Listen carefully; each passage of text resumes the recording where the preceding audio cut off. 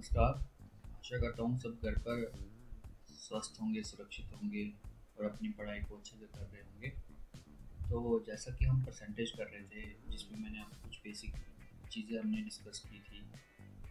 कुछ आपको आइडिया दिया था कि परसेंटेज हमारा क्या है, क्या उसमें चीज़ें होती हैं और किस तरह से चीज़ें करनी होती हैं। तो आज हम उसकी और इन डेप्थ नॉलेज लेते हैं। परसेंटेज का एक थोड़ा सा रिकैप करता हूँ और डिटेल में चीज़ें बताता हूँ कि परसेंटेज क्या है और कैसे उसके साथ हमको डील करना है और कैसे अलग तरीक़ों से हम क्वेश्चंस को सॉल्व कर सकते हैं। तो चलिए शुरू करते हैं आज का सेकंड पार्ट जो कि परसेंटेज का है। तो देखो,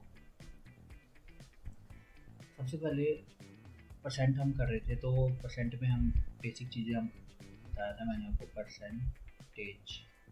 अब देखो, परसेंटेज जो है हमारा चैप्टर, इस परसेंट में ही इसका मतलब छिपा हुआ है। पहले ऑल दो मैंने चीज़ें डिस्कस कर दी हैं, तो एक छोटा सा रिकैप हो जाएगा आपका। तो देखो, परसेंट, सेंट का मतलब होता है 100, परसेंट मतलब अपॉन 100, यानी कि आउट ऑफ 100। तो परसेंटेज का मतलब क्या होता है कि कोई भी चीज़ जो आउट ऑफ 100 ली गई हो उसको हम परसेंट कहते हैं। जैसे कि अगर मैं बोलूँ 40%, अब 40% जो है ये बेसिकली है क्या है, 40 आउट ऑफ 100। परसेंटेज का मतलब, इस परसेंट का मतलब तो ये 100 ही है ना, तो आउट ऑफ 100 हो गया ये। तो परसेंटेज का मतलब ही है आउट ऑफ 100, कोई भी चीज़ जो 100 से ली गई हो उसको हम परसेंट कहते हैं।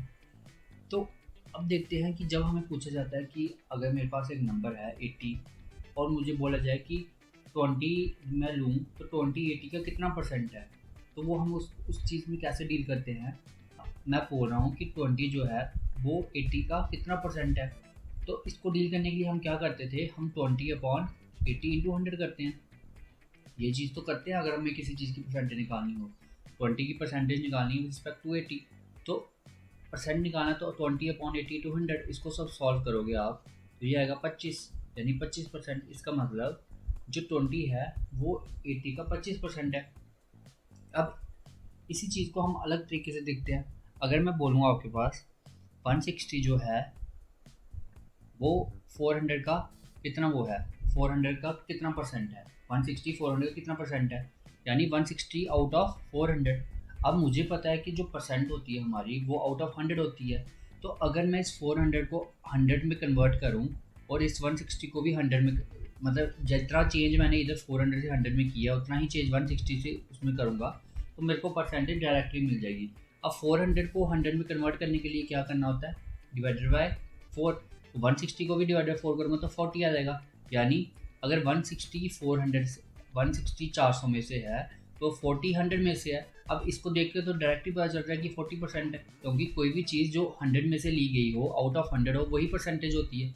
तो इसका मतलब जो 160 है हमारे पास वो 400 का 40% है। तो ऐसे हो गया। अब देखते हैं इसका फॉर्मूला जो हमारे पास आया है वो कैसे डिराइव हुआ है, कि कैसे हमको कैसे पता चलता है कि हम कोई भी चीज़ की जब परसेंटेज निकालते हैं आउट ऑफ उस नंबर से करते हैं जिससे हमको परसेंटेज आती है। तो देखो, अगर मैं बोलूँ ए जो है, ए आउट ऑफ बी, यानी ए जो है अगर पूछा जाए ए बी का कितना परसेंट है, तो हमारे पास फॉर्मूला कैसे होता है, मैं कैसे निकालता हूँ, मैं A/B/100 हम ऐसे निकालते हैं ना परसेंटेज। अगर मुझे पूछा जाए कि ए बी का कितना परसेंट है तो ऐसे निकलता है। अब देखते हैं ये आया कैसे है। अब किसी भी चीज़ को, किसी भी कंसेप्ट की आप पीछे की चीज़ समझोगे ना, उस कंसेप्ट को अच्छे से समझोगे ना कि उसका वो चीज़ आई कैसे है, तो आपको और चीज़ें अच्छे से समझ आती हैं। तो वही देखते हैं हम कि ए जो है बी का कितना परसेंट है, तो वो कैसे, ये फॉर्मूला कैसे डिराइव हुआ है।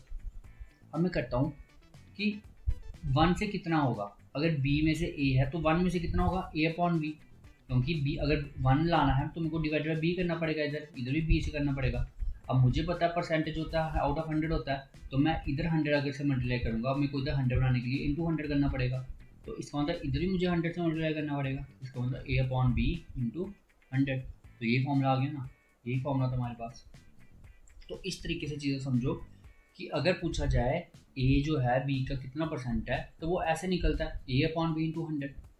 दूसरा कि बेसिकली परसेंटेज क्या है, with anything which is out of 100 is percentage. तो 160 400 का कितना परसेंट है, तो मैंने इस 400 को ही 100 की टर्म्स में लिख दिया, 4 से डिवाइड किया तो इधर ही 4 से डिवाइड किया तो ये 40 आ गया। अब 40 आउट ऑफ 100 है तो यही परसेंटेज है हमारे पास। आई होप ये आपको थोड़ा सा इसकी इन डेप्थ नॉलेज हुई होगी कि परसेंटेज आया कैसे है, ये चीज़ें कैसे आई हैं, कैसे ये फॉर्मूला डराइव हुआ और क्या मतलब होता है परसेंटेज का। अब चलते हैं आगे, मैं आपको एक चीज़ समझाता हूँ। देखो, उस दिन मैंने आपको कुछ फ्रैक्शन डिस्कस की थी कि मैंने आपको बताया था परसेंटेज को फ्रैक्शन में कन्वर्ट करना और फ्रैक्शन को परसेंटेज में कन्वर्ट करना, जो कि हमारे लिए काफ़ी इंपॉर्टेंट हो जाती हैं। अब कुछ और चीज़ें देखते हैं परसेंट में कि फ्रैक्शंस में देखते हैं। जैसे मैंने आपको बताया था उस दिन 50% जो होता है 1/2 होता है, 20% जो होता है वो 1/5 होता है। अब इसका रोल जो है काफ़ी ज़्यादा इंपॉर्टेंट है। इसका यूज़ जब आपको ये चीज़ें पता होंगी तो मैं आपको क्वेश्चन के थ्रू बताऊंगा कि इसका ये चीज़ कितनी हेल्पफुल है आपके लिए, कितनी कितनी आपको ये हेल्प कर सकती है एग्ज़ाम में। अभी आपको कुछ देर में पता चल जाएगा। उससे पहले कुछ फ्रैक्शंस और देख लो कि और क्या फ्रैक्शंस हैं जो कि हमको याद होनी चाहिए ओरली। मतलब हमें देखते ही पता लगना चाहिए कि 50% जो है 1/2 है और 20% 1/5 है। इसी तरह से कुछ और इंपॉर्टेंट फ्रैक्शंस हैं जो कि मैंने चार्ट आपके सामने रखा हुआ है, ये देखो। अब 1/2 तो 50% है, ये मैंने आपको तब भी बताया था, ठीक है। अब 1/3 क्या है, 33, 1/3%।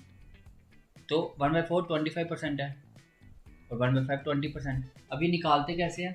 अब 20% क्या होता है, 20/100, यानी thing out of 100 is percentage. तो उसको फ्रैक्शन में चेंज किया तो ये आया 1/5। तो ये ऐसे निकलता है। तो ये सारी इस तरह से निकली हुई है हमारे पास। तो देखो, अब 1/6 आ गया 16 2/3, 1/7 आ गया 14 2/7%। इसी तरह 1/8 हो गया 12 1/2। ये कुछ ऐसी फ्रैक्शंस हैं जो आपको ओरली पता होनी चाहिए। मुझे देखते ही पता चलना चाहिए कि अगर मेरे पास 12 1/2% है तो वो 1/8 होता है। अभी इसका आपको यूज़ बताऊंगा, इसका फ़ायदा क्या है, इसको याद करने का फ़ायदा क्या है। अब 9 1/11% है, इसको मैं ऐसे भी लिख सकता हूँ 9.09। कभी कभी एग्जाम में क्वेश्चन दिया होगा कि ए इज़ 9.09% ऑफ बी, तो बी की वैल्यू दी होगी और ए निकालना होगा। तो अगर आपको ये चीज़ दी है तो आपको इसको देखते हुए पता लगना चाहिए ये 1/11 है। इसी तरह से 8 1/3 जो है 1/12 है, 1/15 जो है 16 2/3 है। निकालने का तरीका मैंने आपको समझा दिया कैसे निकालना है। 40% किसके बराबर है, 2/5। तो 60% किसके बराबर है, 3/5। 80% किसके बराबर है, 4/5। और 57 1/7% है, 4/7। तो ये चीज़ें आपको पता होनी चाहिए। अब ये देखो 1/8, 12 1/2 ये पहले भी आपको बता दी मैंने। अब देखो 3/8, ये ऐसी फ्रैक्शंस हैं जो बहुत यूज़ होता है इसका एग्जाम्स में और ये काफ़ी हेल्प करती हैं। अब 3/8 है, आपको पता है 1/8 किसके बराबर होता है, 1/8 इज इक्वल टू 12 1/2। अब आपको निकालना है 3/8 की वैल्यू कि 3/8 किसके बराबर होता है, यानी कि परसेंटेज की टर्म्स में निकालना है। इसका मतलब 12 1/2 को मेरे को किससे मल्टीप्लाई करना पड़ेगा, 3 के साथ, क्योंकि ये 1/8 था, इसका 3 टाइम्स है तो इंटू 3 करना पड़ेगा। अब 12 इंटू 3 क्या हो गया, 36। और प्लस तो 3 जो है 1/2 से मल्टीप्लाई होगा, ये हो गया 3/2, ये आ गया 36। इसको जब आप मिक्स फ्रैक्शन में लिखोगे 1/2, जब इनको ऐड करोगे ये बन जाएगा 37 1/2%। यानी जो हमारे पास 37 1/2% है वो बराबर होता है 3/8। अब 5/8 निकालना पड़ेगा तो 5 टाइम्स कर देना है, लेकिन आपको डायरेक्टली पता होना चाहिए 5/8 होता है 62 1/2%। तो ये फ्रैक्शंस जो हैं ये काफ़ी इंपॉर्टेंट है, ये आपको ऑलरेडी याद होनी चाहिए। तो आप इसका स्क्रीनशॉट ले सकते हो, मैं इसको इरेज कर देता हूँ जो चीज़ें। तो आप इसका स्क्रीनशॉट ले सकते हो, ये आपको काफ़ी हेल्प करेगा। आपको इसको ओरली लर्न करना है, ये आपको ओरली टिप्स पे याद होना चाहिए। अब देखते हैं इसका यूज़ क्या है, ये आपको हेल्प कैसे करेगा। देखो, अगर मैं बोलूँ, एक क्वेश्चन बोलता हूँ कि ए की जो इनकम है, as income is equal to ₹400। चीज़ों को समझते चलना कि क्या मतलब है। अलग तरीके से समझाऊंगा कि कैसे क्वेश्चन निकलते हैं और कैसे हम अभी तक करते आ रहे थे और आगे से कैसे करने हैं। एज इनकम दी है ₹400। अब ए की इनकम अगर 400 दी हुई है और बोला जा रहा है कि next year his income increases by, मतलब इंक्रीज कर जाती है by 12 1/2%। Find his new income, ये क्वेश्चन है आपके सामने। देखो, इस क्वेश्चन को करने के बड़े सारे अलग तरीके हैं, लेकिन आपको कौन सा तरीका करना है, आपको कौन सा तरीका ही इस्तेमाल करना है जो कि आपके लिए फास्ट होगा और आपके लिए इजी होगा और आपको अच्छे से समझ आएगा। तो उस तरीके से हमने चलना है। तो देखो कैसे होगा। पहला तरीका जो हम स्कूल में, जिसको हम ट्रेडिशनल वे कहते हैं, जो हम स्कूल से करते आ रहे थे, क्वेश्चन क्या बोल रहा है कि ए की इनकम है 400 रुपीज़, ये ए की इनकम है। फिर बोल रहा है कि नेक्स्ट ईयर क्या होगा, उसकी इनकम 12 से इंक्रीज़ हो गई, 12 से इंक्रीज़ हो गई, तो आपको न्यू इनकम बतानी है। अब क्या तरीका हो सकता है कि 12 से इंक्रीज़ हो रहा है, इसका मतलब मुझे 400 का पहले 12 निकालना पड़ेगा। ऐसे तो करेंगे कि 12 से इंक्रीज़ हो रही है। अब 12 किसका निकलेगा, उसकी ओल्ड इनकम का, कि इस फैक्टर से वो इंक्रीज़ कर रही है। तो पहले मैं क्या करूँगा, इसका 12 निकालूंगा। तो वो कैसे निकल सकता है, 400 इंटू 12 किसके बराबर होता है, 1/8। मैंने अभी समझाया था कि 12, अब ऐसे आपको कन्वर्ट करना पड़ेगा। तो आप क्या करोगे, 12 इंटू 2 करोगे 24, 25/2 आएगा, फिर अपॉन 100 लिखोगे, ये 100 ऊपर जाके मल्टीप्लाई होगा तो आएगा 200। अब 25 बन जाए 25 8 या तो 1/8। तो ये कैलकुलेशन आपकी इजी कर देगा। डायरेक्टली आपको 12/2 देखते ही 1/8 आना चाहिए। तो इसका 1/8 निकालो आप, 8 इंटू 50 यानी 50, यानी वो चीज़ 50 से इंक्रीज़ हो रही है, उसकी इनकम जो 50 से इंक्रीज़ हो रही है। पहले 400 थी, बाद में 50 और ऐड हो गया, तो न्यू इनकम कितनी होगी, 450। अभी मैंने आपको इधर ही इसका यूज़ बता दिया कि फ्रैक्शन का याद करने का क्या फ़ायदा है, तो वो यूज़ इधर बता दिया। मान लो आपको चीज़ नहीं पता होती, तो आपने क्या करना था, आपने पहले इस तरीके से चलना था, आपने कैलकुलेशन अपनी बढ़ानी थी और टाइम वेस्ट करना था। पहले आप इसको कन्वर्ट करते, फिर ये आपके पास आता, फिर सॉल्व करते, फिर आपका वो आता, इस तरीके से आप करते। अब देखो डायरेक्ट कैसे करना था। अब 400 था उसका इनकम और 12 पर 8% से इंक्रीज हुई, इसका मतलब ये 1/8 है, यानी 1/8 से इंक्रीज होगी। इसका मैं 1/8 पहले निकालता हूँ साइड में, ओरली भी माइंड में निकल सकता है कि 400 का 1/8 कितना होगा, 50। तो 50 में 400 ऐड करना, तो सीधा आंसर 450। तो ये स्टेप्स आपको करने की ज़रूरत ही नहीं थी, ये क्यों करने थे। तो ये फ़ायदा है आपको फ्रैक्शन याद करने का। अब ये ऐसी फ्रैक्शंस हैं जो कि मिक्स्ड फ्रैक्शन में है, इसको कन्वर्ट करोगे तो काफ़ी टाइम लगेगा। अब 20% जैसे है, 25% है, ये तो ईजी है, ये तो आप उसी वक्त टाइम करके निकाल सकते हो। लेकिन मिक्स्ड फ्रैक्शन में थोड़ा टाइम आपका वेस्ट होता है, तो इससे अच्छा है कि आप इसको ओरली याद कर लो। ओरली याद करोगे तो आपको फ़ायदा होगा। अब इसका और भी हम यूज़ देखेंगे कि फ्रैक्शंस का क्या और यूज़ हो सकता है, इसलिए फ्रैक्शन टेबल जो मैंने आपके साथ डिस्कस किया ये आपको ओरली आना चाहिए। अब देखो, आई होप ये आपको क्वेश्चन समझ आया होगा कि क्या तरीका है क्या नहीं। अब देखो नेक्स्ट क्वेश्चन करते हैं। उस दिन मैंने आपको कुछ बताया था कि एक क्वेश्चन डिस्कस किया था मैंने आपके साथ, as income is 20% more than B,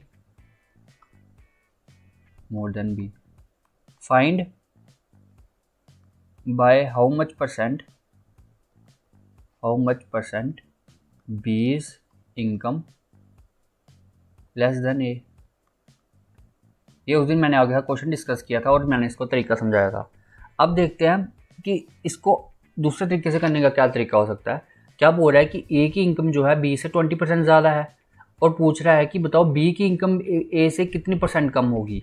अगर वो सिर्फ न्यूमेरिकल वैल्यू पूछे तो वो तो 20 है ना। अब मैं बोलूँ कि अगर ए की इनकम 100 है और बी की 120 है, तो ए की इनकम बी से कितनी ज़्यादा है, ये ए ले लो ये बी ले लो, तो ये 20 रुपीज़ ज़्यादा है। इसी तरह अगर पूछूँ मैं ए की इनकम बी से कितनी कम है, तो 20 रुपीज़ ही कम है।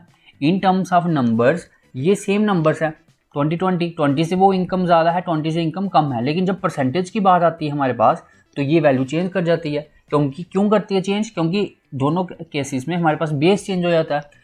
पहले जब 20% ज़्यादा थी तो हमारे पास बेस 100 था, अब जब उससे कम है 20% तो बेस 120 बचेगा।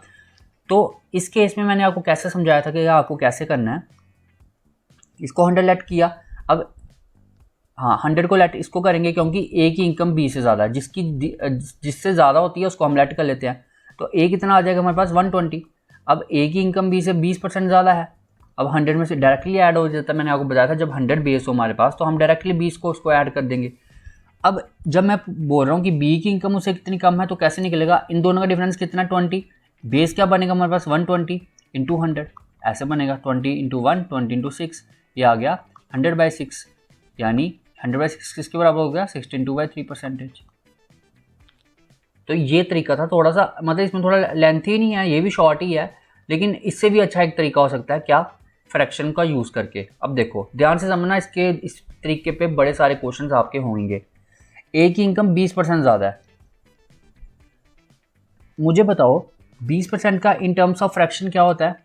1/5, ठीक है ना, कि 5 आपके पास बेस था।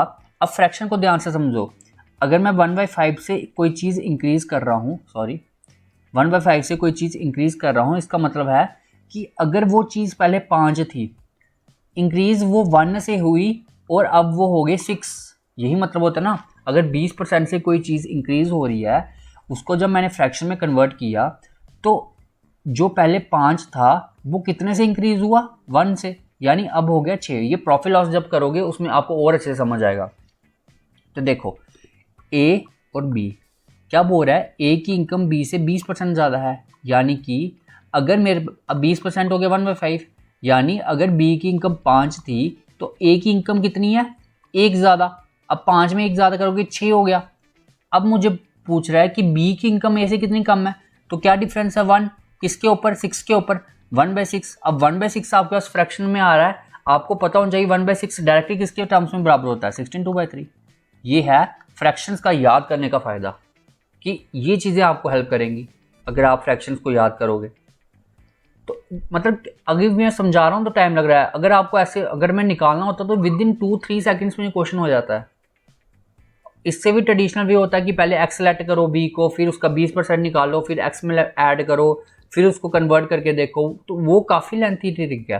तो वो तो मैं समझा ही नहीं रहा आपको इसमें, ये भी ठीक था लेकिन इससे भी अच्छा तरीका और इससे भी फास्ट तरीका था ये। आई होप आपको समझ आया होगा। फिर से समझा देता हूँ एक बार। देखो 1/5 है, 20% हो गया 1/5, यानी कोई चीज़ अगर 5 है और तो वो 1 से इंक्रीज हो रही है, यानी अगर बी की इनकम पहले 5 थी, अब वो 1 से इंक्रीज हो गई तो वो कितनी होगी? 6। तो अब कितनी कम है? बी कितना कम है? इसे डिफरेंस कितना? 1 का। बेस क्या बनेगा? 6। तो 1/6 डायरेक्टली पता है आपको 16/2/3% होता है, तो पेन उठाने की जरूरत भी नहीं है, सीधा क्वेश्चन देखते ही आंसर। और एग्जाम्पल देख लो, अगर मैं बोलूँ ए की इनकम बी से 40% ज़्यादा है, 40% से इंक्रीज कर देता हूँ, तो बताओ बी की इनकम कितनी कम होगी ए से? तो अब क्या करना है? सेम तरीका, 40% किसके बराबर होता है? पता होना चाहिए 2/5 के। यानी अगर पहले मेरे पास बी की इनकम 5 थी, अब वो 2 से इंक्रीज हो रही है, तो मतलब 7 हो जाएगी, 7 हो जाएगी। अब बोल रहा है बी की इनकम कितनी कम है, तो यह है 2/7, ठीक है ना, 2/7 आ गया। अब ये आपको ओरली पता होना चाहिए किसके बराबर होता है? 28 4/7%। ये कैसे मुझे याद है? देखो 1/7 मुझे पता था होता है 14 2/7%, ठीक है ना। अब 2/7 है तो इसको 2 से मल्टीप्लाई करोगे, तो 2 को जब इससे मल्टीप्लाई करोगे तो यही चीज़ आएगी, तो ये ओरली पता होना चाहिए। कितना टाइम लगा? आई होप आसान है, ये आपको समझ आया होगा। कुछ और एग्जाम्पल से देख लो। ये फ्रैक्शंस को याद करने का फ़ायदा है। अगर मैं बोलूँ ए की इनकम बी से 20% कम है, इस बार मैं डिक्रीज़ कर रहा हूँ कि ए की इनकम बी से 20% कम है, तो बताओ बी की इनकम ए से कितनी परसेंट ज़्यादा होगी? ये चीज़ निकालनी है। सेम तरीका, 20% किसके बराबर? 1/5। यानी इस केस में क्या होगा कि अगर बी मेरे पास पहले 5 था, तो अब वो 1 से डिक्रीज़ होगा क्योंकि 20% से कम हो रहा है, बेस 5 है, 1 से डिक्रीज़ हो रहा है, तो ए की इनकम आ गई 4, ठीक है। अब बी ए से कितना ज़्यादा है? 1 की बेस क्या बनेगा? 4, तो 1/4 किसके बराबर होता है? 25%। तो ये इसका फ़ायदा। आई होप आप इसका इस फ्रैक्शन याद करने का भी और क्वेश्चन से जब बताऊंगा, ये तो सिंपल था एक, और क्वेश्चन से में भी देखना इसका फ़ायदा क्या है, आपको खुद ही समझ आ जाएगा। तो नेक्स्ट क्वेश्चन पे चलते हैं, नेक्स्ट चीज़ें करते हैं। कुछ क्वेश्चंस मैंने लिखे हुए हैं तो वो मैं आपको समझाऊंगा। देखो ये क्वेश्चन आपको एग्जाम में आते भी हैं और क्वेश्चन के जरिए ही कंसेप्ट समझा जाता है। बेहतरीन तरीके से समझना हो कोई कंसेप्ट तो क्वेश्चन के थ्रू ही समझा जा सकता है, तो इसलिए मैं आपको क्वेश्चन के थ्रू ही समझाऊंगा। अगर एक बोल रहा है if radius of circle is increased by 50%, its area it's area increases by how much percent, how much percent. Question को ध्यान से समझना, ये परसेंट। देखो क्या बोल रहा है कि एक सर्कल था आपके पास, मान लो उसका आर रेडियस था, उस सर्कल का रेडियस जो है 50% से इंक्रीज़ कर दिया गया, ठीक है ना, 50% से इंक्रीज़ कर दिया गया। तो अब आपको बोल रहा है कि उसके एरिया में कितना चेंज आया होगा। तो अगर इसको ट्रेडिशनल से करना हो तो काफ़ी टाइम निकल जाएगा, हालत बड़ी खस्ता हो जाएगी अगर इसको आपको ट्रेडिशनल वे से करना हो।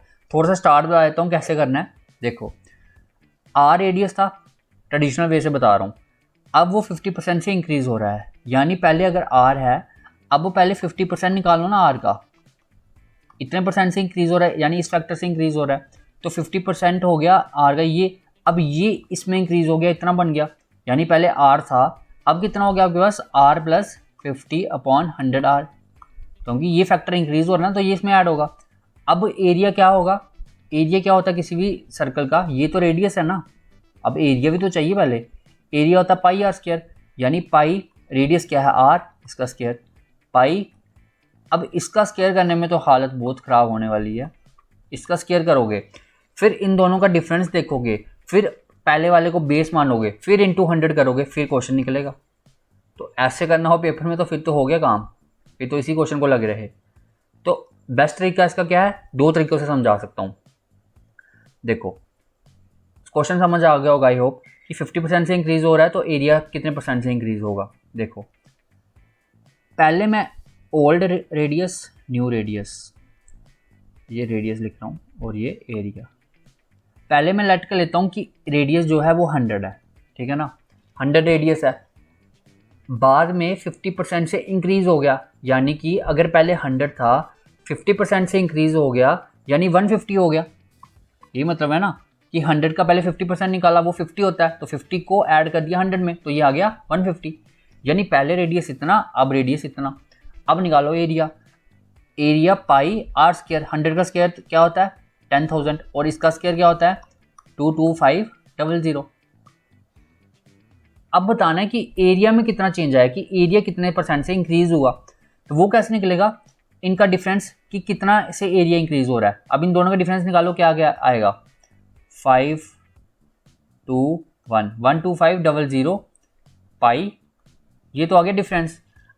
With respect to old radius area में वो देखेंगे ना कि पुराने एरिया से कितना परसेंट इंक्रीज हुआ, यानी बेस क्या बनेगा ये वाला 10,000 पाई, परसेंटेज निकालनी है इंटू 100। अब इसको सॉल्व करो, पाई से पाई कैंसिल, 100 से 100 कैंसिल, 100 से 100 कैंसिल, यानी एरिया जो है आपका 125% से इंक्रीज हो गया। तो ये थोड़ा आसान है उसके कंपैरिजन में, इसमें क्योंकि फ्रैक्शंस कुछ नहीं, मतलब कुछ कोई वेरिएबल नहीं, एक्स नहीं आ रहा या आर नहीं आ रहा, तो उससे अच्छा है ये तरीका। अब और याद रखना पाई जो है ये कांस्टेंट है, इसको लिखने की ज़रूरत ही नहीं है, क्योंकि इधर ये पाई कैंसिल हो जाएगा, क्योंकि जो आप इसका डिफरेंस निकालोगे और जो कोई बेस मानोगे उसमें दोनों में पाई पाई होगा, तो ये आपको लिखने की ज़रूरत ही नहीं है। आप डायरेक्टली इसका स्क्वायर करके उसको सॉल्व करके निकाल सकते थे। अब इससे भी अच्छा तरीका क्या है, वही फ्रैक्शन वाला, देखो कैसे, आई होप ये आपको समझ आ गया होगा। दूसरा देखो, रेडियस एरिया ओल्ड न्यू, उसने क्या बोला 50% से रेडियस इंक्रीज हुआ। अब 50% क्या होता है 1/2, यानी कि अगर पहले मेरे पास रेडियस 2 था तो बाद में कितने से इंक्रीज हुआ 1 से, अब कितना हो गया 3। एरिया क्या हो गया इसका स्क्वायर, पाई आर स्क्वायर होता है, पाई तो लिखने की जरूरत नहीं है, वो कट जाएगा, एरिया 4 इसका स्क्वायर 9। अब कितना चेंज है 5, बेस क्या है 4, क्योंकि इसके रिस्पेक्ट में निकालना ना, पुराने के रिस्पेक्ट में बता सकते हैं कितना इंक्रीज हुआ इंटू 100। इसको सॉल्व करना तो बहुत आसान है, 125%। तो ये है फ्रैक्शन का कमाल।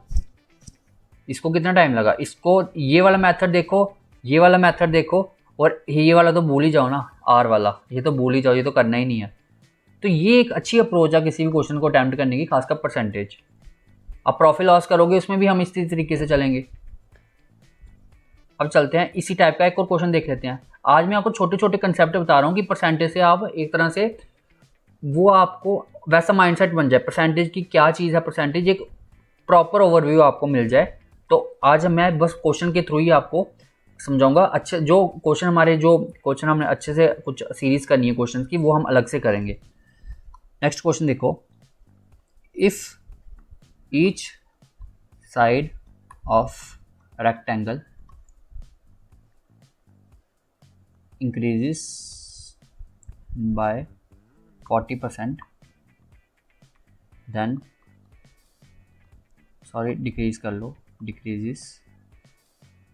decreases by 40%, then area decreases by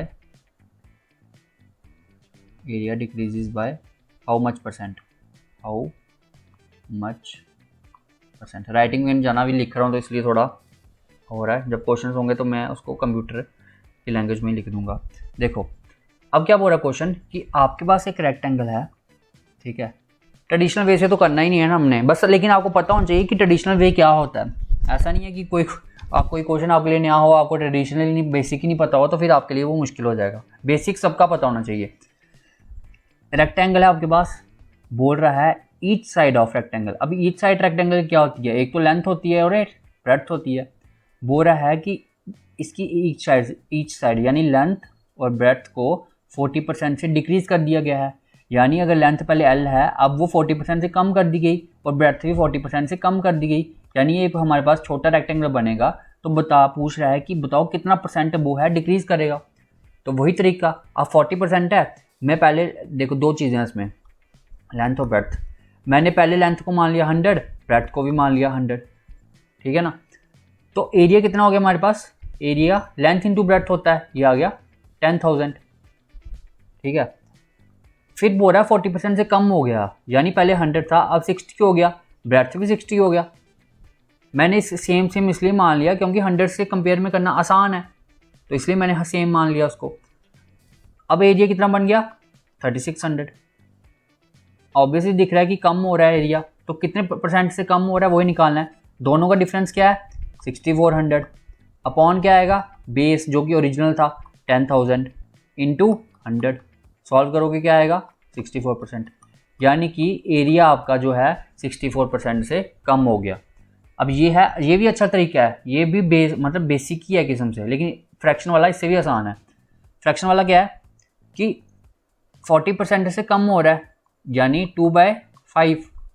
इसका मतलब लेंथ और ब्रेड्थ, अगर लेंथ पहले 5 है तो न्यू लेंथ कितनी हो जाएगी? 2 से कम होगी 3 पहले, फिर बाद में ब्रेड्थ क्या बोल रहा है? ब्रेड्थ भी अगर 5 है तो कितने से कम हो जाएगी? 2 से 3। एरिया कितना हो जाएगा हमारे पास? 25, और बाद में कितना आ जाएगा? 9। तो कितने से कम हो रहा है? 16 से। बेस क्या बनेगा? 25 इंटू 100। सॉल्व करो 64%। आई होप आपको समझ आ गया होगा। ये एक बेहतरीन तरीका है क्वेश्चंस को करने का, परसेंटेज के खासकर फ्रैक्शंस का यही फ़ायदा है। और हर चैप्टर में इसी तरह से देखो परसेंटेज एक ऐसा चैप्टर है जो आपका ज़िंदगी भर नहीं साथ छोड़ेगा। आप कोई भी एग्ज़ाम उठा लो, परसेंटेज का वेटेज बहुत ज़्यादा है।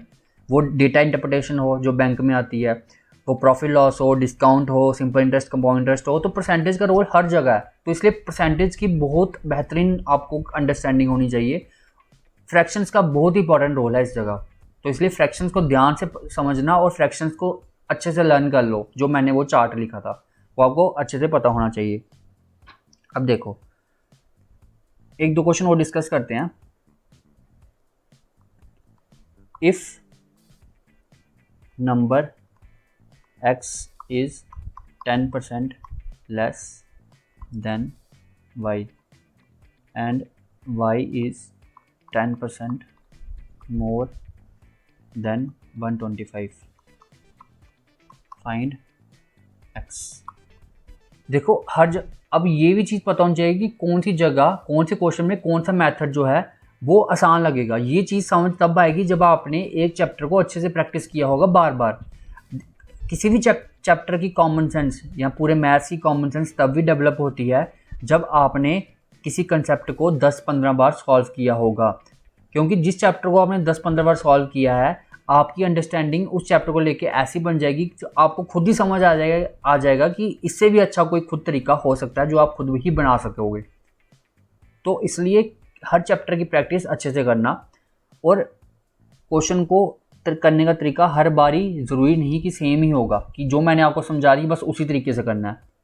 मैथ वो चीज़ नहीं है जो आप एक चीज़ क्रैम कर लो तो उसी से लगा दो। मैथ वो चीज़ है जो आपकी कॉमन सेंस से हो, वो कॉमन सेंस क्वेश्चंस को अच्छे से अंडरस्टैंड करके आती है। क्या बोल रहा है, if number x is 10% less than y। कह रहा है आपके पास एक दो नंबर है x और y। x जो है y से 10% कम है, यानी x की वैल्यू जो है y से 10% कम है, और y की वैल्यू 10% ज़्यादा है 125 से, यानी जो y है वो 125 से कितना ज़्यादा है, 10% जो है ज़्यादा है।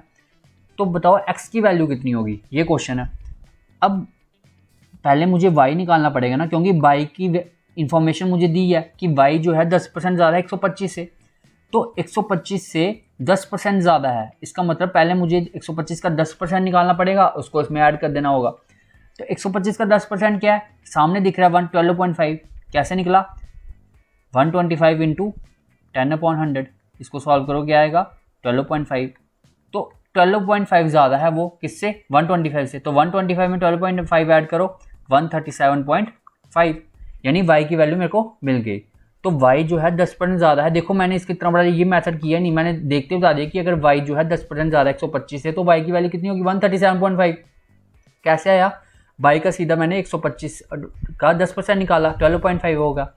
दूसरा तरीका क्या था, ये तो हो गया कि पहले 10% निकालो फिर उसमें ऐड कर दो। दूसरा तरीका क्या है कि 125 का 10% से ज़्यादा है। अब एक चीज़ बताओ, कोई भी चीज़ जो होती है वो पूरी 100% होती है। अब अगर मैं बोल रहा हूँ कि वो 10% ज़्यादा है, इसका मतलब उसकी एक्चुअल जो वैल्यू है वो 110% होगी ना, क्योंकि वो 100 में 10% और ऐड करके आ रहा है। अब कोई चीज़ होती है, कोई वैल्यू होती है, वो 100% होती है, पूरी होती है। अब उस पूरी में 10% वो ज़्यादा है, इसका मतलब उसकी एक्चुअल वैल्यू तो 110% है ना। तो अगर मैं डायरेक्टली 125 का 110% निकाल दूं तो मेरा एक स्टेप बच जाएगा, क्योंकि ये चीज़ वही है कि 100% था पहले एक्चुअल वैल्यू, उसमें 10% ऐड करके मैंने उसकी ट्रू वैल्यू निकाली कि वो है 110%। तो अगर मैं 125 का 110% निकालूं तब भी मेरे पास निकल जाएगा। अब देखो इसमें आपको समझने वाली जरूरत ये थी कि किस जगह कौन सा मेथड सही होगा। अब इधर कैलकुलेशन थोड़ी लंबी हो रही है, लेकिन इससे डायरेक्टली ये आ जाना था। तो चीज़ों को इस तरीके से समझना है कि आपको पता होना चाहिए कि कौन से क्वेश्चन में मेरा कौन सा तरीका सही सेट बैठेगा। मैंने सीधा 125 का 10% निकाला और इसको सॉल्व कर दिया। अब ये वाला कंसेप्ट प्रॉफिट लॉस में हर जगह जरूर इसका यूज़ होगा, तो इसलिए मैंने आपको थोड़ा सा बता दिया कि क्या ये मतलब होता है। इन डेप्थ हम उसमें देखेंगे। देखो अब ये आ गया y की वैल्यू 137.5। अब x जो है y से 10% कम है, तो 10% कम है इससे। अब पहला तरीका क्या है कि आप सीधा 137.5 का 90% निकाल लो, क्योंकि 10% कम है ना, ट्रू का वैल्यू तो 100% है। अब 10% उसकी ऑलरेडी उसने बोल दिया कि 10% उसकी कम है, तो 10% कम है मतलब 90%, एक्चुअल वैल्यू उसकी 90% है।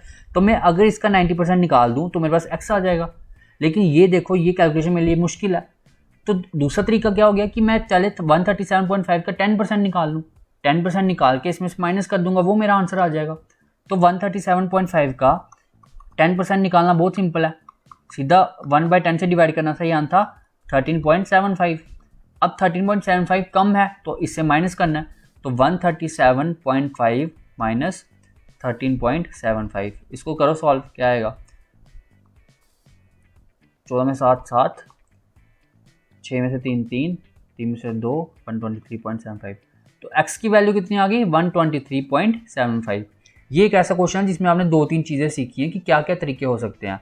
पहले मेरे को 125 दिया था ओरिजिनल, उसका उससे y जो है 10% ज़्यादा है, तो मैं यहाँ तो 110% निकाल लूँ y का सीधा, इसका 125 का यहाँ पहले मैं 10% निकाल के इसमें ऐड कर दूँ, तो 10% पहले निकाल के फिर ऐड करना आसान था। तो 10% देखते पता चल रहा है 12.5, तो उसमें ऐड कर दिया 37.5 आ गया 137.5। अब बोल रहा है कि 10% कम है वो x, तो 10% कम है तो एक्चुअल वैल्यू उसकी 90% है, तो यहाँ तो मैं पहले 90% निकाल लूँ। अब ये थोड़ी कैलकुलेशन मुश्किल है, तो पहले मैंने 10% निकाल दिया। 137.5 का 10% कितना है 13.75, तो इसको मैंने इससे माइनस कर लिया तो मेरे पास आंसर आ गया। तो ये है परसेंटेज। आई होप आपको समझ आया होगा। तो ये कुछ बेसिक चीज़ें थी परसेंटेज की, जिससे आपको थोड़ा सा अंडरस्टैंडिंग परसेंटेज की और होती है। तो इसको आप फिर से रिकैप करो, फिर से समझो, जो चीज़ें समझ नहीं आ रही उसको अच्छे से फिर से इसको रिकैप करके देखो। अगर नहीं पता चल रहा फिर मुझे आप कमेंट सेक्शन में पूछना, मैं आपको और अच्छे से समझाऊंगा। तो आई होप ये आपको लेक्चर जो है अच्छा लगा होगा, और प्रीवियस जो लेक्चर था वो भी आप उसको भी देखो, उसमें थोड़ी सी और अंडरस्टैंडिंग होगी। किसी भी चैप्टर को अगर आप बार बार उसका रिवीजन करोगे ना तो आपको फ़ायदा होगा उसका। और मैथ्स आप मान के चलो, मैथ्स आपको एग्ज़ाम्स को छोड़ के ऐसे भी रियल लाइफ में आपको एक प्रैक्टिकल अंडरस्टैंडिंग आपकी बढ़ाती है वो चीज़। तो मैथ्स से दूर नहीं भागना, मैथ्स को करना है। अगर आप एक अच्छे तरीके से, कॉमन सेंस वाले तरीके से करोगे तो आपको लाइफ में बड़ी चीज़ें आपको हेल्प करेंगी, क्योंकि ये एक आपकी प्रैक्टिकल अंडरस्टैंडिंग को बढ़ाता है। तो प्रैक्टिकल अंडरस्टैंडिंग होना किसी भी चीज़ की बहुत ज़्यादा ज़रूरत है। अगर आपका मैथ स्ट्रॉन्ग है ना, आप मेरे को यकीन मानो आपका रीजनिंग, इंग्लिश और जीके भी बड़ा ज़्यादा स्ट्रॉन्ग होगा, क्योंकि ये चीज़ आपकी एक प्रैक्टिकल, एक इंटेलेक्चुअल थिंकिंग बना देती है। क्योंकि आप इसमें चीज़ें सोचते हो, जब आप सोच के कोई चीज़ें कर रहे हो तो आपको ये चीज़ समझ आती है कि आपको चीज़ें किस तरीके से करनी है। तो इसलिए मैथ्स को एक मतलब एक गेम की तरह देखो, एक मतलब इंजॉयमेंट के तरीके से देखो। ये चीज़ें बहुत आसान है, स्कूल लाइफ में हमको ऐसी नॉलेज दी नहीं जाती थी, तो इसलिए हमको मैथ्स थोड़ा ऐसे बोरिंग लगता था, क्योंकि चीज़ें हमको उधर क्रैम की जाती थी। लेकिन जब आप मैथ्स को एक अंडरस्टैंडिंग से पढ़ोगे ना तो आपको काफ़ी मज़ा आएगा। तो इसलिए ये चीज़ें बहुत इंपॉर्टेंट है, मैथ से आप दूर नहीं भाग सकते। आजकल जितने भी एग्ज़ाम्स हैं मैथ एक काफ़ी वेटेज उसमें रखता है, तो इसलिए मैथ्स को प्रैक्टिस करो, डेली प्रैक्टिस करो, आपको खुद चीज़ें आसान लगने लगेंगी। तो अगर आपको मेरा लेक्चर पसंद आता है, जितने भी मैंने लेक्चर दिए अपलोड किए हैं, अगर आपको वो अच्छे लगे तो आप वीडियोस को शेयर करो, मेरे चैनल को सब्सक्राइब करो। सब्सक्राइब करने से आपको क्या होगा, और नोटिफिकेशन बेल को प्रेस कर दो, ताकि जितनी भी मैं लेटेस्ट वीडियोस डालता रहता हूँ उसकी नोटिफिकेशन आपको मिल जाए और आप वो वीडियो मिस ना कर पाओ। तो इसलिए चैनल को सब्सक्राइब कर दो और वीडियोस को शेयर कर दो फ्रेंड सर्कल में, ताकि और भी जो फ्रेंड्स हैं उनको भी अच्छे से समझ आ सकें, वो भी इसका फ़ायदा उठा सकें। और ऐसे करते करते हम काफ़ी चैप्टर्स को कवर कर लेंगे, और आपका मैथ्स का एक जो वो था बेसिक, जो मैथ्स है मैथ्स बेसिक टू हाई, वो आपका चीज़ें एक मैथ्स से आप बिल्कुल ऐसे अप टू डेट हो जाओगे। तो आज के लिए फिर इतना ही रखते हैं। नेक्स्ट हम परसेंटेज के कुछ और क्वेश्चंस करेंगे, इससे भी थोड़ा डिफ़िकल्टी लेवल बढ़ाएंगे, ताकि आप परसेंटेज से पूरी तरह से वाकिफ़ हो जाओ। तो चलिए आज के लिए इतना ही, कल मिलेंगे नेक्स्ट वीडियो में। तो तब तक कि अपना ध्यान रखो, घर पर रहो। सिचुएशन जैसे कि बाहर ख़राब है, रोज़ इतने केसेस आ रहे हैं, तो घर पर रहो, ऑनलाइन प्लेटफॉर्म का फ़ायदा उठाओ, चीज़ें करो, पढ़ाई से आपको जो टाइम मिला है उसको अच्छे से यूटिलाइज़ करो। सिलेक्शन आसानी से हो सकती है अगर आप मेहनत अच्छे से करोगे। तो चलिए फिर, take care, bye bye, good luck.